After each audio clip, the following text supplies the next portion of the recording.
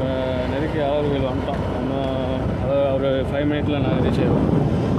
பாருங்கள், அழகா ஸ்ரீ ராமஜெயம் நெருக்கி வந்துட்டோம். இன்னும் ஒரு 5 மினிட் தான் இருக்குது.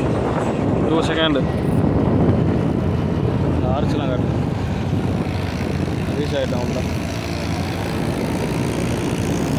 ஸ்ரீ ராமஜெயம். இங்கே ராமர் வந்து அதிகமாக இருப்பாங்க. ராமர் அதிகமாக இருப்பாங்க. இப்போ தான் கோயிலுக்குள்ளே என்ட்ரன்ஸ் ஆகிறோம்.